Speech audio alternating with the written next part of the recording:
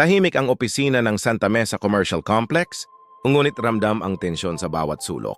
Alam ni Elena na may mga matang nakamasid sa kanyang bawat hakbang, may mga empleyado na ayaw tanggapin ang pag-angat niya, may mga kaibigan noon na ngayon ay malamig sa kanya. Ngunit dala niya ang aral ng tatay niya.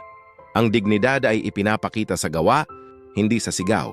Pagpasok niya sa conference room, naramdaman niyang may nagbabantang galit. Si Bianca, na noon ay naging tahimik at puno ng pagsisisi, ngayon ay nagpakita ng kakaibang matinding emosyon. Elena! Sigaw niya sabay tulak sa mesa para ipakita ang kanyang galit at frustration.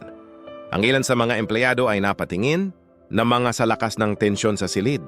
Ngunit hindi natitinag si Elena. Tumayo siya ng matatag at hinawakan ang kamay ni Bianca, inalis ang sampal na ipinakita sa kanya. Huminto ka na, Bianca. Hindi sa ganyan ipinapakita ang lakas, sabi niya. Malinaw at matatag, ngunit hindi pa tapos ang laban. Tumayo si Bianca at biglang tadyak sa gilid ng mesa. Ipinaabot ang galit niya sa dramatikong paraan.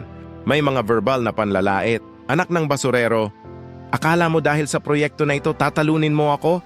Halos ramdam sa opisina ang bigat ng kanyang galit habang si Elena ay nanatiling kalmado at dignified. Hindi ko hahayaan na durugin mo ang lahat ng pinaghirapan ko. Sigaw ni Elena, ramdam ng lahat ang tibay at determinasyon sa bawat salita niya. Ramdam ng bawat empleyado ang matinding galit at emosyon sa silid. Ngunit si Elena ay nanatiling matatag, hindi binigay sa galit, at ipinakita ang tunay na lakas, dignidad, profesionalismo at tibay ng loob. Pagkalipas ng ilang minuto ng matinding confrontation, huminga si Bianca ng malalim, nanginginig sa galit at pagkabigla.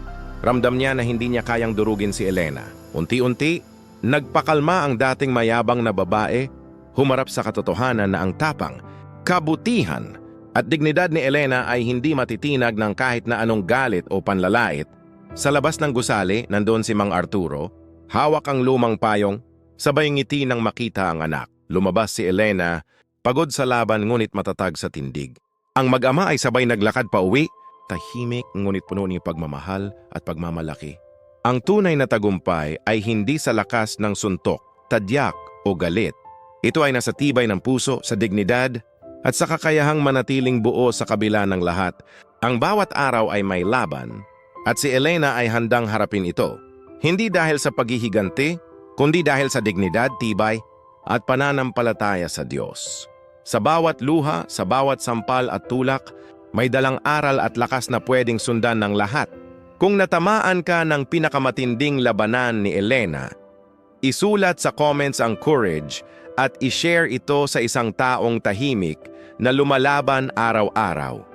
Abangan ang susunod na kabanata ng Sa Likod ng Dura at Dugo. Dahil dito palang magsisimula ang mas matinding pagsubok sa puso at damdamin ni Elena. Gusto mo bang makasave sa binibili mo? Bumisita sa Smart Save to Shop. Link nasa comment section. Kung nagustuhan mo ang video, mag-like, comment, at share. Malaking tulong ito sa amin. Sundan mo rin kami para updated sa bagong videos. Forever bless. God bless. Ingat lagi.